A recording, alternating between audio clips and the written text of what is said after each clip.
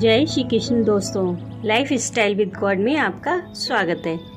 दोस्तों, यहाँ पर हम श्रीमद् भगवद गीता के चौथे अध्याय का अध्ययन कर रहे हैं, जिसका नाम ज्ञान कर्म संन्यास योग है। आज हम 19वें श्लोक का अध्ययन करेंगे। भगवान ने कर्म में अकर्म और अकर्म में कर्म दर्शन का महत्व बतलाया।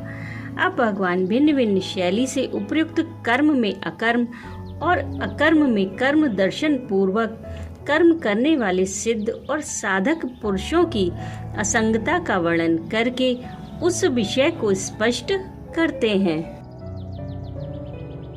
यस्य सर्वे समारंभाः काम संकल्प वर्जिताः ज्ञानाग्नि दग्ध कर्माणम तमाहुः पंडितम बुधः।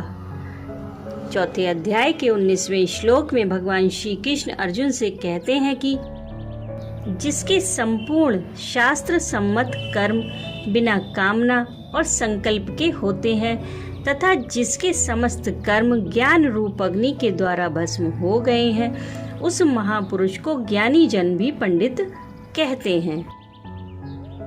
जिसके संपूर्ण शास्त्र सम्मत कर्म बिना कामना और संकल्प के होते हैं। इस कथन से भगवान ने यह भाव दिखलाया है कि साधन काल में मनुष्य के समस्त कर्म बिना कामना और संकल्प के नहीं होते।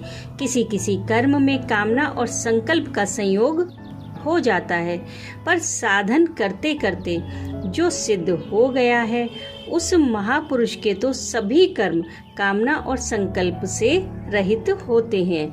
उसका कोई भी कर्म कामना और संकल्प से युक्त या शास्त्र विरुद्ध नहीं होता।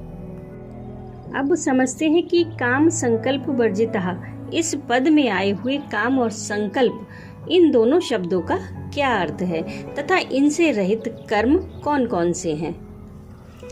स्त्री, पुत्र, धन, मकान, मान बढ़ाई, प्रतिष्ठा और स्वर्ग सुख आदि इस लोक और परलोक के जितने भी विषय हैं, उनमें से किसी की किंचन मात्र भी इच्छा करने का नाम काम है तथा किसी विषय को ममता, अहंकार, राग, द्वेष और रमणीय बुद्धि से स्मरण करने का नाम संकल्प है। कामना संकल्प का कार्य है और संकल्प उसका कारण है। विषयों का स्मरण करने से ही उनमें आसक्ति होकर कामना की उत्पत्ति होती है। जिन कर्मों में किसी वस्तु के संयोग वियोग की किंचन मात्र भी कामना नहीं है, जिनमें ममता, अहंकार और आसक्ति का सर्वथा अभाव है और जो केवल लोक संग्रह के लिए चेष्टा मात्र किए जाते हैं, वे सब कर्म काम और संकल्प से रहित हैं। जिसके समस्त कर्म ज्ञान रूप अग्नि के द्वारा भस्म हो गए हैं। इस कथन से भगवान ने यह भाव दिखलाया है कि जैसे अग्नि ईंधन को भस्म कर डालता है, वैसे ही ज्ञान भी समस्त कर्मों को भस्म कर देता है। इस प्रकार अग्नि की उपमा देने के लिए उसे यहाँ ज्ञानाग्नि नाम दिया गया है।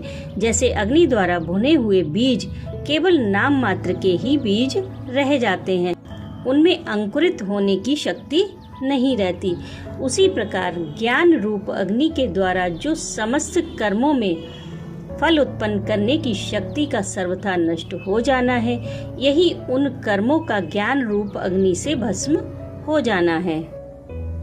उस महापुरुष को ज्ञानी जन भी पंडित कहते हैं। इस कथन से भगवान ने यह भाव दिखलाया है कि कर्मों में ममता, आसक्ति, अहंकार और उनसे अपना किसी प्रकार का कोई प्रयोजन न रहने पर भी उनका स्वरूपतः त्याग न करके लोक संग्रह के लिए समस्त शास्त्र विहित कर्मों को विधि पूर्वक भलीभांति करते रहना बहुत ही धीरता, वीरता, गंभीरता और बुद्धिमत्ता का काम है।